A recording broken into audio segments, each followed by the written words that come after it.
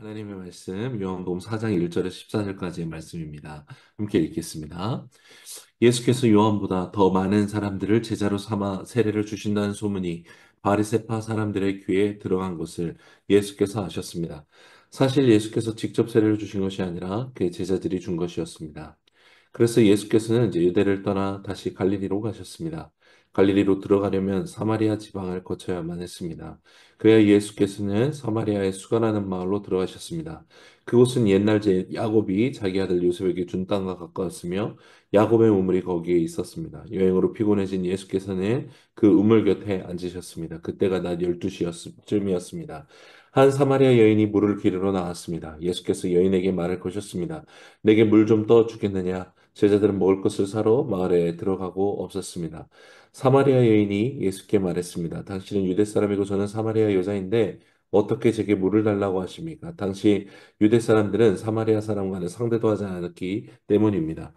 예수께서 여인에게 대답하셨습니다. 내가 하나님의 선물을 알고 또 물을 달라고 하는 사람이 누구인지 알았다면 도리어 네가 그에게 부탁했을 것이고 그가 내게 생수를 주었을 것이다.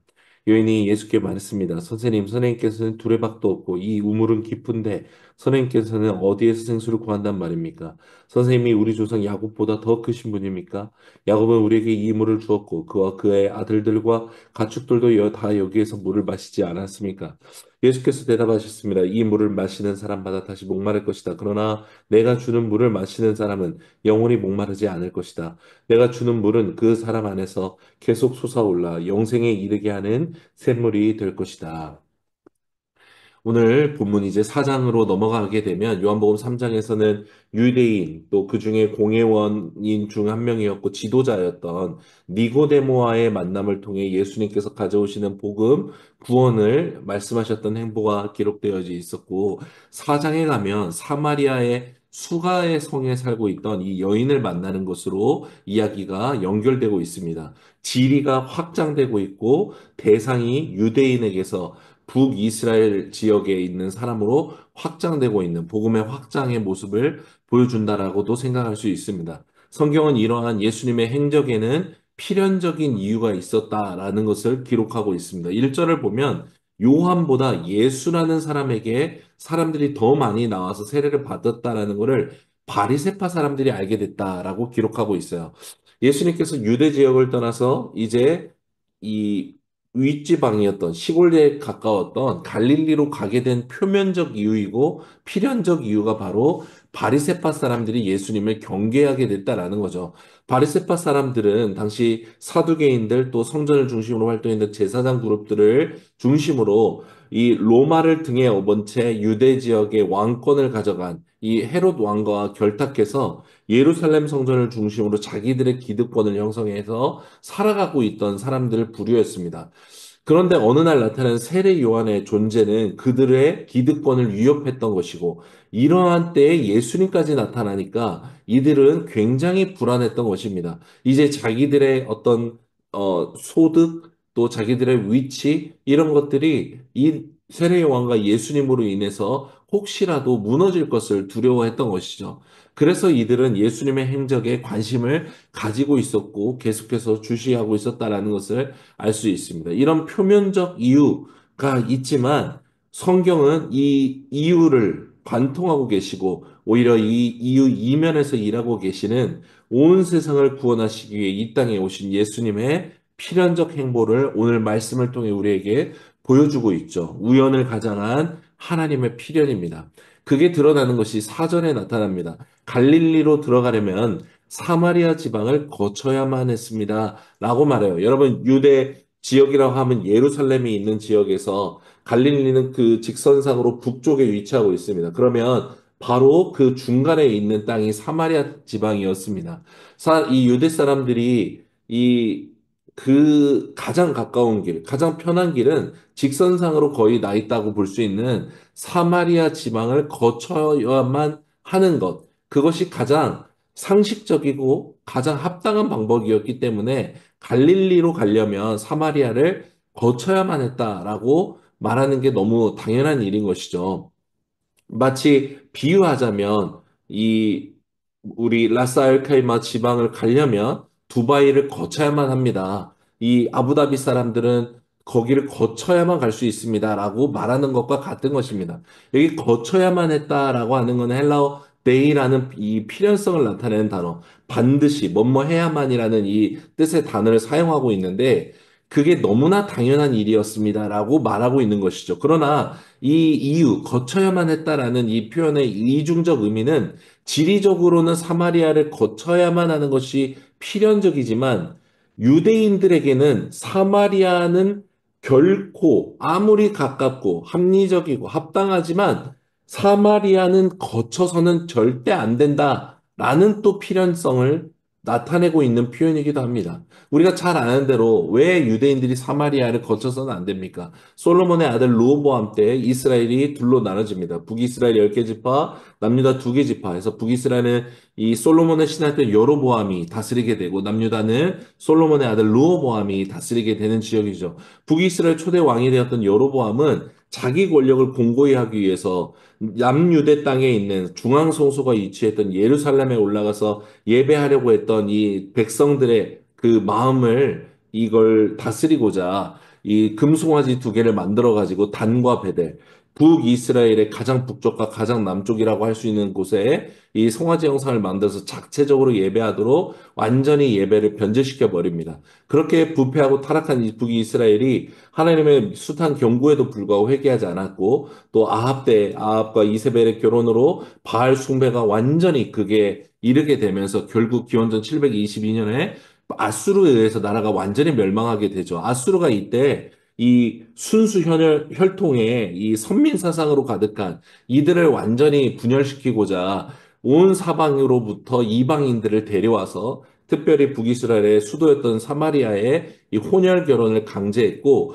그렇게 선민 사상의 기본이었던 혈통적 유대인이라는 가치, 그들의 정체성을 완전히 깨부수게 됩니다. 이로 인해 유대인들은 그때로부터 이 북이스라엘, 특별히 사마리아 사람들을 상종하지 않았고 지옥의 땔감이다, 개새끼들이다라고 혐오하기를 주저하지 않았습니다. 그래서 유대인들이라 하면 아무리 빠르고 편한 길이라 해도 직선으로 난 사마리아를 관통할 것이 아니라 요단강을 우측으로 건너가서 올라가서 돌아가는 그런 길을 택하는 것이 당연했다라고 생각한 것이죠. 이것들이 유대인들이 사마리아를 절대 통과하지 않는 필연이었습니다. 그러나 예수님에게서의 이 필연은 완전히 뒤집어집니다. 예수님의 이 필연적 이유, 사마리아를 들어가시는 이유는 유대인의 것과도 다르고 다른 사람들의 모든 이유와 다릅니다. 우연을 가장한 이 예수님의 방문은 너무나 필연적인데 그것은 바로 사마리아 땅에도 영원히 구원받아야 되는 사람들이 있기 때문에 주님이 그곳을 들어가시는 것입니다. 오늘 수가 여인의 만남은 제자들조차도 이해하지 못하고 유대인들은 당연히 결코 받아들일 수 없는 방문이었지만 하나님이신 예수님만이 이 필연의 근원이 되시는 분이시기 때문에 돌발적이고 우연한 것 같은 이 방문은 필연적 사건이 되는 것입니다. 진실로 예수님이 하신 말씀 그대로입니다. 12장 7절에 내가 온 것은 심판하려 온 것이 아니라 세상을 구원하려 오신 것이다. 마태복음, 마가복음, 누가복음 모두 다 등장하는 예수님의 이유. 나는 의인을 부르러 오신 것이 아니야. 죄인을 부르러 왔다라고 하신 말씀 그대로 주님이 가지 못할 곳이 없고 만나지 못할 사람이 없는 그 광폭행보를 주님이 오늘 행하고 계신 것이죠. 여러분, 우리의 구원 또한 이런 주님의 광폭행보, 필연적 행보, 거치지 않고 모든 사람을 찾아오시는 주님의 행보로 이루어진 만남인 것입니다. 나 같은 죄인을 구원하시고자 불러주신 것, 찾아와 주신 것, 다른 사람이 보기에는 도대체 이해할 수 없고 우연적인 사건이지만 하나님께는 필연이라는 것입니다. 그런 우리의 행보는 어떠하냐는 것이죠. 내가 보기에 좋은 길, 편한 길, 빠른 길, 안전한 길만을 구하면서 살아가기를 여전히 구하고 있지 않은가. 요한복음의 마지막 장, 마지막 절 부분에서 베드로는 젊어서 자기가 원하는 대로 살았지만 예수님께 자기의 길, 또 요한의 마지막이 어떨지를 물어볼 때 예수님이 베드로에게 이렇게 말하죠. 21장 18절에 보면 네가 젊어서는 스스로 띠띠우면서 원하는 곳으로 다녔지만 늙어서는 내 팔을 벌리니 남이 내게 띠띠우고 원하지 않는 곳으로 데려가겠다라고 말합니다. 이 말은 예수님이 마치 베드로의 운명을 좌지우지하실 것처럼 말하는 것이지만 그렇지 않죠. 베드로가 성령의 세례를 받음으로 이제는 젊어서는 자기 혈기와 자기 의와 자기 열심으로 다니다가 예수님을 떠나버렸지만 성령께 사로잡힌 채로 순종함으로 말미암아 베드로의 인생, 그는 이제 내 팔을 벌려지는 십자가에 달리게 되는 예수님의 제자도를 따르는 길로 원하지 않는 곳이라도 따라가게 되는 삶을 살게 된다라는 것을 주님이 말씀해 주신 것이죠. 여러분, 우리의 인생도 베드로와 같이 이렇게 살아가게 되는 인생으로 나아가기를 주님은 원하고 계시는 것입니다. 내가 원하는 대로 살았지만, 내가 원하는 방식대로 나아가기를 원했지만 그런 인생이 아니라 이제는 예수님 안에서 성령님께 순종함으로 돌발적이기도 하고 원하지 않는 일들이 벌어지는 것 같은 그 길을 걸어갈지라도 우연히 없으신 필연의 주관자 되시는 하나님의 손에 붙들려서 살아가는 우리의 인생 되기를 간절히 원합니다. 여러분, 배에는 돛이 있고 닻이 있습니다. 돛은 배의 이 기둥에 따라 천을 펴서 바람의 힘을 이용해서 배가 다닐 수 있게 하는 것이 천입니다.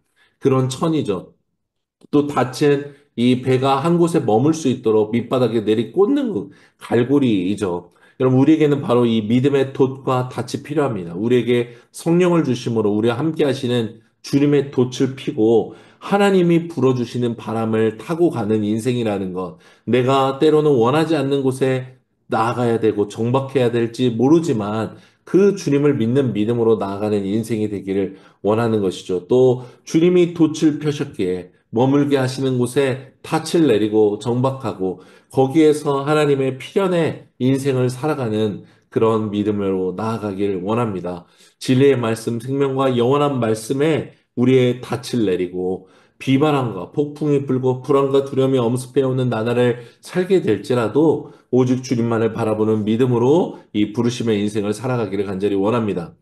예수님은 이제 사마리아 수가라는 마을로 들어가게 되시고 야곱의 우물에서 한 여인을 만나게 됩니다. 세겜이라는 지역으로 많은 학자들이 보고 있는 지역이고 오늘 말씀에 여인을 만난 시간이 낮 12시쯤이었다라고 말씀하고 있습니다. 학자에 따라서 저녁 시간으로 해석하는 사람도 있는데 시간보다 이 만남과 메시지가 더 중요하기 때문에 어떤 그런 것이 뭐 필연적일 수는 중요하다라고는 생각하지 않아도 됩니다. 그러나 이 낮 12시로 볼 수 있는 근거가 너무나 차고 넘칩니다. 먼저 뒤에 밝혀지듯이 이 여인은 남자 문제가 복잡한 행실이 좋지 않았던 여인이었기 때문에 낮 12시 뜨거워서 아무도 물을 길르러 나오지 않는 시간에 이 여인이 나와 있었다라는 것을 우리가 산정할 수 있습니다. 특히 창세기 28장 쪽을 보면 여인들은 아침과 저녁 시간에 물을 뜨러 오는 것을 볼 수 있기 때문에 이 여인은 일부러 이 시간을 선택해 물을 길르러 왔다는 것을 알 수 있고 예수님도 우연을 가장한 이 시간에 이 여인을 만나기 위해 도착하게 되시는 것을 알 수 있습니다. 동시에 요한복음 저자는 6절에 예수님의 모습을 묘사하고 있는데 여행으로 피곤해진 예수님께서 우물에 앉으셨다라고 말해요. 역사적인 예수로 인간으로 오신 예수님의 인성을 강조하고 있는 것이죠. 1장부터 예수님의 신성을 강조하고 있는 이 저자 요한은 동시에 인간의 몸을 입고 오신 피곤하시고 목마르신 예수님의 인성도 강조하고 있는 당시에 이 원독자들 시대의 영지주의라든지 예수님의 이 인성으로 오심을 부인했던 자들을 의식한 표현을 사용하고 있다는 것도 우리가 발견합니다. 예수님과 여인이 야곱의 우물에서 이제 만납니다. 정막을 깨는 건 예수님이십니다. 먼저 말을 거시죠. 말의 내용에 앞서 유대인 남성이 사마리아 여성에게 말을 건넨다는 것 자체가 사건입니다. 그래서 이 여인이 놀라죠.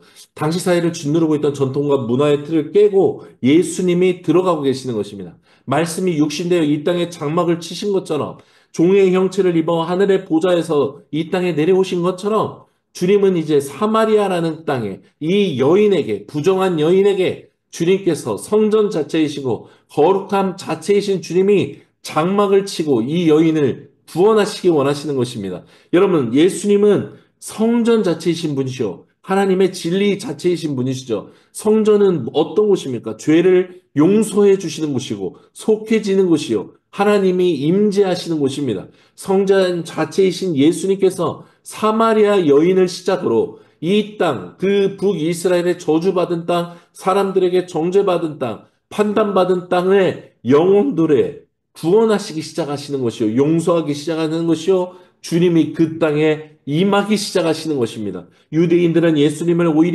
오히려 그들이 공격했고 예수님의 이 육적인 임재가 떠났지만 오히려 그들이 저주했던 땅 가운데 하나님의 은혜가 하나님의 임재가 임하기 시작하는 것이죠. 예수님은 마실 것을 달라는 이 청을 시작으로 14절에 영원히 목마르지 않은 영생에 이르게 하는 생수를 주실 것을 말씀하십니다. 여인에게 말을 건네시는 예수님의 말에는 사랑과 배려와 자비가 가득합니다. 여러분, 여인이 첫 번째 구절에 말할 때만 해도 당신은 이렇게 말합니다. 외간 남자가 말을 거니까 그렇게 말하다가 생수를 말씀하는 10절 이후에 11절부터 오늘 우리말 성경은 선생님이라고 번역하고 있지만 큐리오스라고 하는 주님이라는 호칭으로 이 여인은 이 분이 당신 앞에 있는 이 남성이 예사 사람이 아니라는 것을 깨달아가고 있다는 것을 우리가 알 수 있습니다. 이렇게 말할 수 있는 것, 이렇게 변화될 수 있는 것, 예수님이 철저하게 낮아진 채로 목마르고 이 우물물을 먹고 싶지만 도구 하나 없는 사람으로 나타나 이 여인에게 오히려 자기에게 이 환대를 베풀어 달라는 위치에서 말씀하고 있기 때문에 이런 대화가 가능한 것이죠. 이 여인을 구원하시기에 얼마나 부드럽고 자비롭게 주님이 나타나고 대화하고 있는지 모릅니다.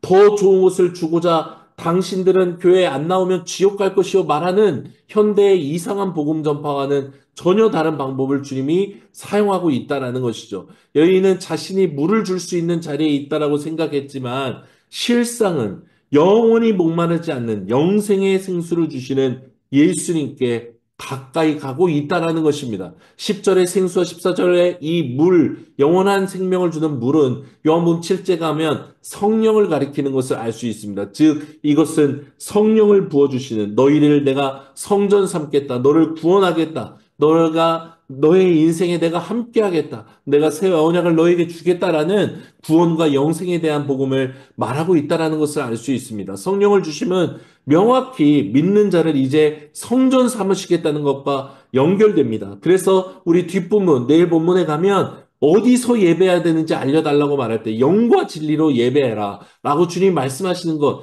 이제 저 베들레헴에 있는 너희가 숭배하고 있는 건물과 거기에 언약의 말씀도 사라져버린 그 옛 성전이 아니라 예수 그리스도 성전이신 예수님을 믿어 새 언약이 마음판에 새겨져 성령의 세례를 받은 자들 그곳이 바로 성전이요 거기에서 예배하는 것이다라고 주님이 가르쳐 주시는 것이죠. 여러분, 예수님이 이 요한복음에는 성전 정화 사건이, 공관복음에는 뒷부분에 예수님께서 하시는 걸로 나오지만 요한복음은 가장 첫 부분 이 2장에서 성전 정화 사건으로 하시는 것으로 나오면서 이야기를 펼쳐갑니다. 여러분, 성전 정화 사건은 사실 그냥 예수님 성전을 정화하신 사건이 아니에요. 사실은 공관복음의 세계관에서는 성전, 옛 성전을 주님이 폐기하시는 사건입니다. 더 이상 여기는 성전이 아니다라는 것을 선언하시고 성전이신 당신의 존재를 드러내시고 당신이 십자가에서 죽으시고 부활하심으로 말미암아 예수 그리스도를 믿는 자들, 새 언약이 새겨진 자들의 언약궤 가운데 주님이 임하시고 성령을 부어주심으로 말미암아 각 사람, 그리스도를 믿는 모든 사람들이 성전되어 온 땅 가운데 하나님의 나라를 선포하게 되는, 이루어가게 되는 일을 선언하시는 사역이 바로 예수님의 성전 정화 사건인 것이죠.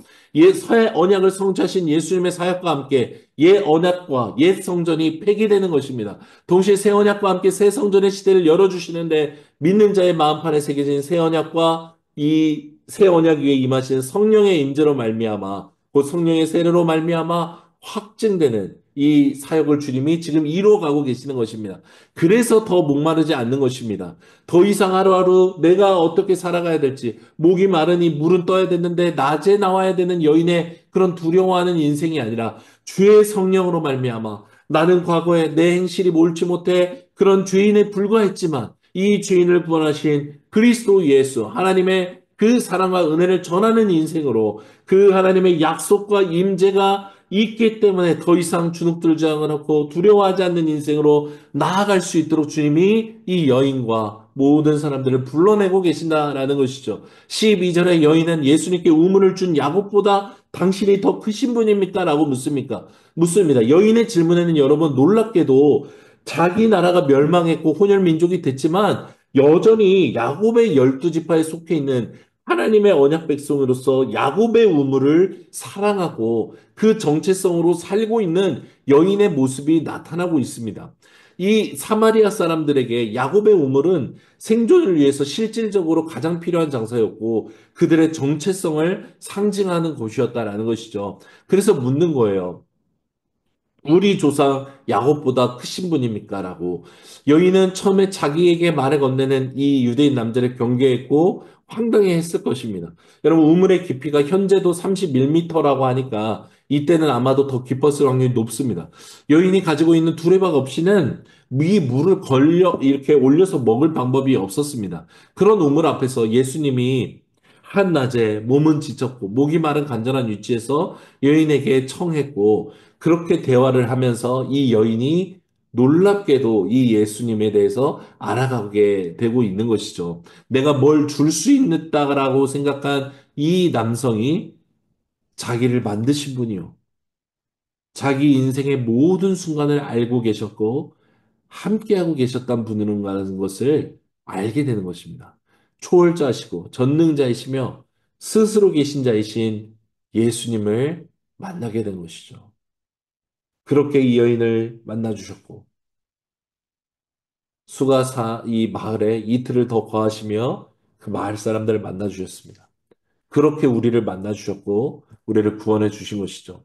그럼 처음엔 수가성 여인처럼 당신이 뭘 줄 수 있냐고 정말 나한테 더 좋은 걸 줄 수 있냐라고 오히려 물었고 하나님의 책임으로 우리는 오히려 원망하거나 불평할 때가 더 많았을 것입니다. 그러나 이런 어떤 인간의 반응에도 불구하고 예수님은 인자와 자비로 우리를 불러주고 계신 것이죠. 그리고 내가 너를 이제 다시는 목마르지 않게 해주겠다. 말씀해 주시고 성령을 부어주십니다. 여러분, 이 요한복음 4장 오늘 본문의 말씀에서 나와 같은 자에게도 찾아와 주셨고 영원한 생수를 주신 예수님. 사람들과 세상의 평강과 전통과 문화와 멍해를 집어 던져버리시고 그걸 다 걷어내시고 거침없이 나의 세상에 들어와 주신 이 예수님으로 인해 우리에게 빛이 임했습니다. 이제 어떻게 살아가야 할지를 우리는 알고 있습니다. 이 빛을 가지고 나도 누군가의 인생에 들어가기 원합니다. 내가 들어가는 게 아니라 내 안에 계신 성령과 함께 예수님 안에서 성전으로 들어가는 것이죠. 그럼 그래서 주께서 나에게 그렇게 하셨듯이 나도 그 사람에게 낮아짐으로 또 자비와 인애로 그 사람을 불러주시고 용서하기 원하시는 하나님의 사랑으로 나아가는 인생이 되기를 원하는 것이죠. 그렇게 살아가는 우리 모두가 되기를 원합니다. 불러주신 은혜를 잊지 않고 나도 부름받은 대로 살겠습니다. 고백하며 나아가는 우리의 인생 되기를 간절히 소망합니다.